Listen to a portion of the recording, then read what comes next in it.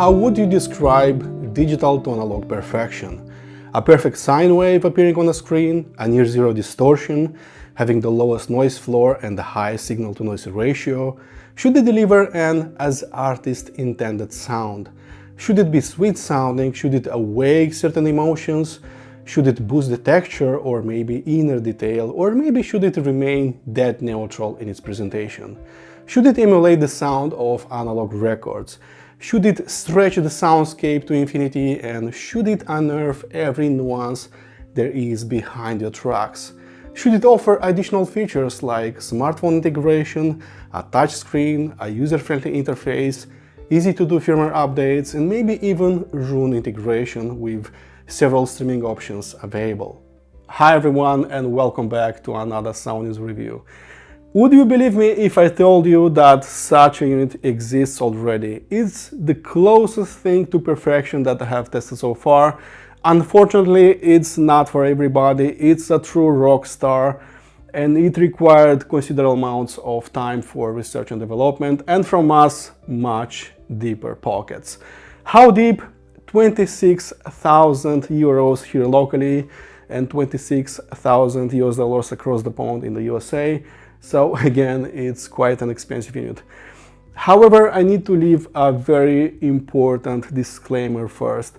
This is not a sponsored review. This is no longer a loaner unit. This is my own unit that I purchased with my own money. So I'll be much harsher with this one. Not because it's mine, but because it's the most expensive unit that I have tested around here. It's called Rockna Wavedream Reference Signature DAC, and it's the right time to check it out. If you ever dealt with Rockna devices in the past, then you know exactly what to expect, not only on the inside, but also on the outside as well. And I'm not sure if World War III is just around the corner, considering all the political tensions all around the globe, but if that happens, these two guys will survive it pretty easily thanks to very thick CNC machined plates all around. I have the Rockna Wavedream signature for almost 2 years now, and I always liked its design, very serious look, very amazing device in a way, and also the build quality is top-notch. The only thing that I didn't like about it is this power button right here that has a mild do-it-yourself allure, and also the brushed aluminum finish is okay, but not really outstanding. The new reference line no longer has that button. Actually, as you can see, there are no buttons whatsoever because right now we have a touch screen, as you can see. So it's much more future-proof in a way. It looks much more elegant, and also we have a bead blasted surface which will better protect it against scratches or accidental dents. Considering that I tend to move hi-fi components on this rack on a weekly basis because I need to make room for some new components, I need to film some B-roll footage, I'm very happy to have this much more scratch-resistant surface, bead blasted aluminum, and I wish the rest of my components would use this surface. Unfortunately, those are all brushed aluminum. The squared feet are CNC machined naturally and have a very similar monolithic look as the unit they keep on their shoulders. Trying to hide most of the screws was also a very good idea, and overall it looks fresh and modern with an engineering vibe on top that resonates with me. Last but not least, they also crafted a custom remote control. It's CNC machined from aluminum, it's quite smooth, it's very easy to hold one-handed, and also very interesting, the buttons are lit if it detects movement, so it's very easy to use in late-night listening sessions. All of the buttons are functional, and overall this is a high-quality remote control. Moving on to controls, inputs and outputs, as you can see, physical buttons are forever gone on the reference DAC, and right now we have 3 ways to control this one. We can do it via the touchscreen, as you can see, which is very convenient, especially in a Head-Fi battle station. You can use its remote control, again, which is very convenient, or you can use its smartphone app, which you can download from Google Play Store, from iOS Store. Every feature is available in the app. You can, as you can see, it works instantly, so I like this part very much because I have this freedom to choose 3 ways to control this one. Taking a glance on its back, you'll immediately realize that we have 2 additional digital inputs compared to the old Wavedream. Optical input is a welcome addition, so I can finally watch some movies on my stereo, but more importantly is the Ethernet port that unlocks its network renderer. Besides functioning as the last Roon endpoint you'll ever need, the network renderer also supports additional features and protocols such as Apple's AirPlay, UPnP, HQ Players NAA, OpenHome, Spotify Connect, and it seems that LMS, Squeeze Lite, and Qobuz Connect will be added very soon via a firmware update. The usual RCA and XLR outputs are present, and those are fixed or not, depending on the settings, meaning that you can use it as a DAC and as a passive preamp if you wish. The regular Wavedream reference outputs an industry standard 2.3 volts via RCA and 4.6 volts via XLR, while the reference signature turns it up to 11 with its much beefier voltage output of 3.5 volts via RCA and 7 volts via XLR that in certain conditions could improve the sound of your amplifier. Under its hood, this thing is so advanced and so ahead of its time that even the DAC man can barely understand all its inner workings, especially the software side, everything that went into that FPGA and also network renderer. But first of all, you should know that this is the flagship R2R ladder DAC of Rockna Audio that rocks probably the last network renderer / streamer that you'll ever need. Rockna crafts their own R2R modules for a while now. We have the 2nd generation RD0 modules on the reference signature and RD1 2nd gen on the regular reference. These are 28-bit and 27-bit respectively FPGA-driven R2R modules, and as far as I know, these are some of the highest performing R2R ladders out there on the planet. The reference signature offers a measured performance of 139 dB of dynamic range, which is world-class by any standard. Last but not least, the network renderer built inside the reference is unique, not only because it's a proprietary approach, but because it is seamlessly integrated into the DAC digital frontend. There is no separate streamer section or an extra board, which removes the need for a dedicated external connection and unnecessary obstacles bumping into the signal path. Its dual power supply system is completely shielded using a thick copper cage, so all wireless interferences are forever gone. We have 2 linear transformers, one used for the analog section and one used for the digital section. An incredibly complex power supply was built from the ground up, including a very serious capacitance to deliver the cleanest possible power to all of the sensitive circuits within the unit. The analog output stage is crafted only from JFET and bipolar transistors biased into full Class A operation. Unfortunately, I couldn't film that part because all of that output stage is located on the other side of the PCB. There is so much more to learn about the reference signature DAC, and if you are nerdy like me, then I wholeheartedly recommend checking out my written review that I left below, or better yet, its official webpage, which I also left below. Sound-wise, right off the bat, I could mention even right now that a more holographic sounding DAC does not exist, all while maintaining extreme levels of resolution of inner detail and never for a microsecond pressing the brakes in terms of dynamics. What was grand on the Wavedream reference is now grander. What was close and personal is right now sitting with me on the sofa, and what was playing on the last row is now much more distant than ever before. And when I compare this one with some lower class R2R designs, all of those will feel completely flat, lifeless, 2D and much smaller sounding by comparison. What was a resolution monster R2R ladder DAC that could keep up with the fastest tunes out there, the Wavedream signature, right now transformed in a unit that is completely noiseless and distortionless. The pitch black background of the Wavedream signature right now doesn't exist.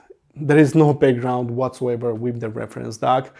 And perhaps what's more interesting is that the sound is no longer fired from my speakers, but from a huge canvas of sounds. And all of those sounds are coming from very weird angles and from different altitudes, something that I haven't experienced before with another DAC. What part of digital to analog conversion does such things to music reproduction, and why have others not achieved a similar 3D effect over the years? It's a rhetorical question, of course, but it speaks volumes about the performance of the reference signature DAC. Now, I would never call the Wavedream signature sharp sounding when it comes to upper treble.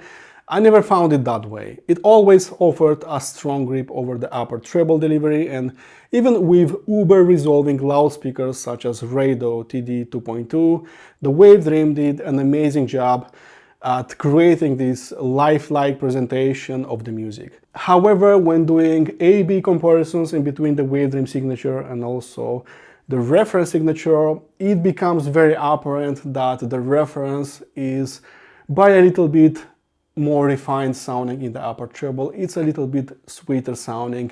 It boosts a little bit the color and also the emotional side of music listening by comparison. It becomes apparent that the mid-range energy is ever so slightly boosted on the younger model.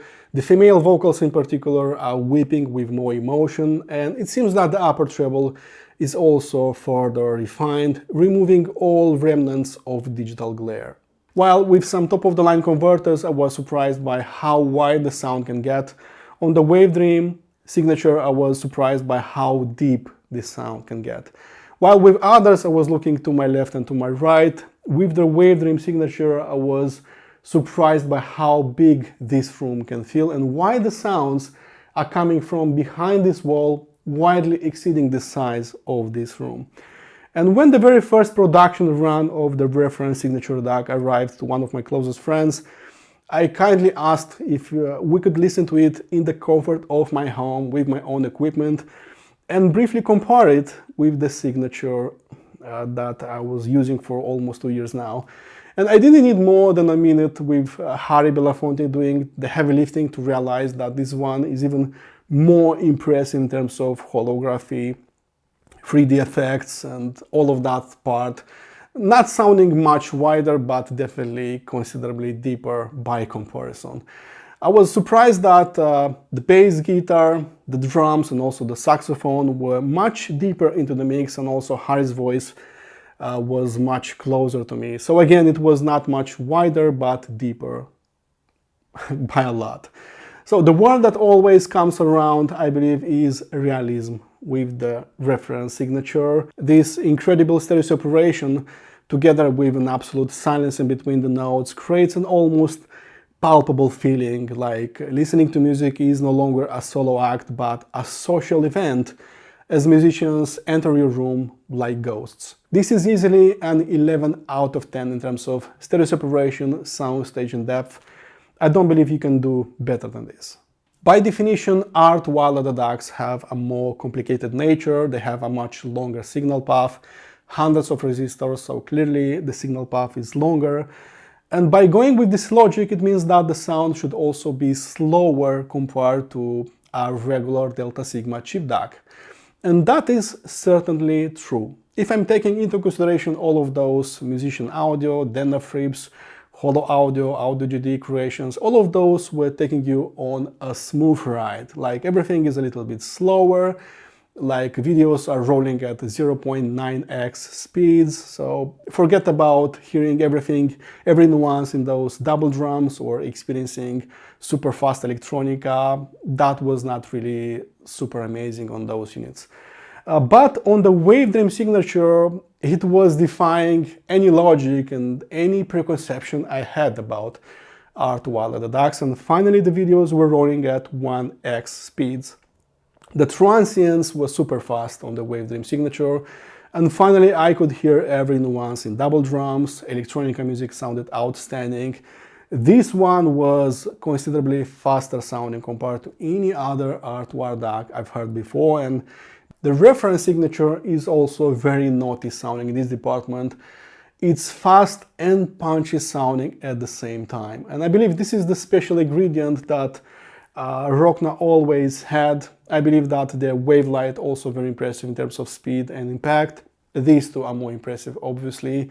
But the transients on these two guys is simply impressive, and if you care about these things, these two will impress you right away. Considering that I'm also the transient response guy, this part is very important to me because I need my music to be fast and impactful when it needs to be. So if these two wouldn't be impressive in this regard, I wouldn't buy these units, so think about that. The slam that bass notes are pushing forward on the reference are almost rattling my skull and dislocate my jaw. It always kicks hard, and it's simply the definition of ballsy and fun sounding down to the lowest bass intensity notes. Sometimes low intensity bass notes feel like mission impossible on some top-of-the-line artwork creations, but right here, it's a lion's roar on the reference signature. It's pretty much the definition of punchy and hard slamming DAC, and if you care about such things, if you consider yourself a bass addict, then this is quite possibly the hardest slamming DAC that I have ever had the pleasure of experiencing. I have arrived at the culmination of why I believe the reference signature is a legendary sounding DAC. Forget the power conditioner and the preamplifier that supposedly should clean up the sound and offer you a more transparent sound, because that is the sole job of a DAC. The whole job of a DAC is to be correct and precise in its math, and I know that a lot of people love sweet and smooth sounding DACs that add some kind of flavor into the mix. In my view, the DAC should be the truth teller, the low generator, and indeed a lot of times the truth is not so easy to accept. And after a few years, I finally understood that I can always count on a DAC that is honest with me, that tells me only the unspoiled truth, that is detailed to its core, and it seems that the reference signature is following this lone path. I don't hold a lot of respect for DA converters that are not highlighting the tiniest details, that are not putting everything on a plate. I should hear all and everything, even the mastering errors, and it should be my decision to look at those tiny nuances and mastering errors and not the decision of a DAC. I can count on the reference as it always appears detailed and transparent sounding to the core, no matter the tune. And by definition, R2 the DACs should be less impressive in this department, and still I'm hearing some new nuances in my music that I know for a lifetime, so this is pretty much the most detailed sounding DAC that I have experienced so far, like listening to music for the very first time. And you know, a measured performance of 139 dB in terms of dynamic range is something that you don't see every day. Perhaps what's more interesting about the reference is that no matter what tune I'm listening to, it never tries to pierce my eardrums. It never was sharper than usual, it was never brighter sounding than usual. The sharpness effects aren't really overbearing, and I can listen to well-mastered or to some trash recordings, and I'll never want to turn down the volume. The reference is not about accepting or denying what albums should be played and what albums should be kicked, because it does proper justice even to 100-year-old recordings. It's a bit pointless discussing the frequency response in a high-end DAC because usually they cover it fully, but why not? Let's do it by the book. The Rocknas, I believe, were always the masters in terms of bass, starting with the Wavelight, Wavedream signature, and now reference signature. They always deliver an impressive bass, impact and slam and energy, everything that has to do with bass. You should always prepare some pillow to put on your chest or maybe some cotton napkins around your ears, because the bass slam would be simply legendary. Actually, the bass performance of the signature, of the reference signature, could be described somewhere in between epic and legendary. It's really that impressive in here. You are getting a thunder-like, deep-reaching but also very controlled type of bass. These guys are very much into hard music like I am, so they care not only about jazz and blues, acoustic music, but also about rock, metal and electronica, and these units are playing very well these musical styles. Once you experience this kind of bass, it's so incredibly hard going back to cojones-less, thin-sounding sources that are not adding so much energy in this region. I believe that the mid-range is the special ingredient that Art Waller DACs have mastered since the inception, and we can agree to disagree on many other things, but when discussing the mid-range, its inner texture, its overtones, its 100 shades of gray, and its beauty, I believe that a well-made Art Waller DAC with close to zero compromises is the closest thing to perfection when it comes to mid-range performance. The Wavedream signature was somehow a little bit stricter sounding in this regard. It was never trying to go up and down in terms of frequency response, but it seems that the reference signature is a little bit more playful sounding in this regard in the mid-range. The mid-range is not exactly louder or has a stronger intensity, but it's definitely a little bit sweeter sounding, like there's a little bit more emotion attached to every note that is playing in the mid-range. Effortless, refined, crystal clear is what you get with a unit like this in terms of treble performance. Brightness, never, listening fatigue will never happen, but horns high, always on this one. So it does proper justice not only to well-mastered music, as I told you before, but also to treble-intensive tracks, to some thrash recordings, to bad mastered rock and metal. It rocks really hard in this department. And I like that the trebles are not piercing your eardrums, it's not getting that fake ring in the treble. It's not so metallic sounding in the treble in a way, it's more refined sounding in here. It's very easy to digest, even with some treble intensive tracks. This fellow won't leave you unsatisfied mid-track, and if you are into some aggressive music, then you should forget about notions as harshness, aggressiveness. It's not really smooth and relaxing because I believe it doesn't have those limitations. It's simply incredibly extended, but without adding unwanted resonances. Now let's talk about the Rockna app and about its network renderer performance. Once you select the LAN input, you have the choice to select your favorite renderer. Roon, UPnP, Spotify Connect, OpenHome, HQ Player NNA, and Apple's AirPlay. Spotify Connect and Apple's AirPlay are self-explanatory, and if you use Apple devices, then you can stream whatever plays on your iDevice directly to the Rockna. It could be native Apple Music, Tidal or Qobuz apps, anything really. Unfortunately, this transmission protocol is not 100% lossless, and the same can be said about Spotify, which is still lossy to this day. Roon integration is flawless, and if this is what you are going to use, then I strongly recommend downloading the Rockna Wavedream reference app found on both Google Play Store and iOS Store. Access the Roon app, go to the Audio tab, enable Reference DAC from that list, go to the Extension tab and enable Wavedream Roon integration, and a pleasant surprise awaits you in the Rockna app.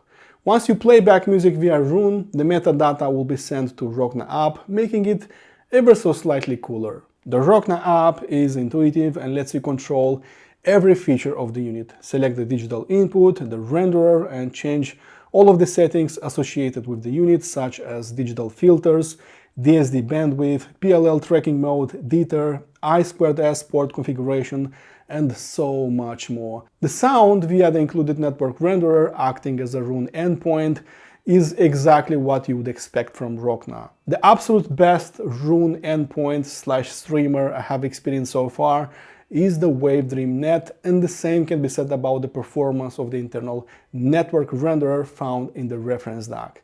If you want to squeeze the absolute best the reference signature is capable of, then this is the way. The LAN input bypasses the need for an expensive streamer, and all you need is simply a Roon server and you'll be on cloud 9 past this point. Comparing the Wavedream signature with the reference signature was a little bit more complicated than what I initially thought, and since I don't want to shoot half-an-hour videos that will bore you down, please check that comparison in my written review that I left below. Everything can be found on chapter 9. It's a must-read comparison and you won't be disappointed. Wrapping up, if the Wavedream signature was a giant killer DAC, then the reference signature is an apex predator. It's an ultimate evolution of an ultimate DAC stitched together to an ultimate streamer. It's a two-in-one with none of the compromises. If the original Wavedream already outperformed my former Chord Electronics Dave DAC on multiple accounts, I simply couldn't see my life without a unit like that. I've got one, I've got the next generation, and hopefully my upgraded itch will calm down for a while. I don't know how Rockna managed to create such a marvelous piece of engineering without covering themselves in glory, but be there with the audio community, with audio lovers, with audio enthusiasts, and replying to all of my questions, because I had a lot of questions, and for this they have my deepest respect and appreciation. The essence of the story is a very simple one. I've heard it, I felt in love with it, I bought it. This is everything that you need to know. My highest honor, Editor Choice Award, was fully deserved. It's very natural, it made a lot of sense, and the only thing remaining to do is just to congratulate the team for the work involved. Amazing job, guys. Thank you guys for watching. Please consider liking and subscribing if you found this video helpful. Please check out my written review that I left below, which I believe is a must read. Extra high-end reviews will be coming very shortly, so keep rocking. I'll see you very soon.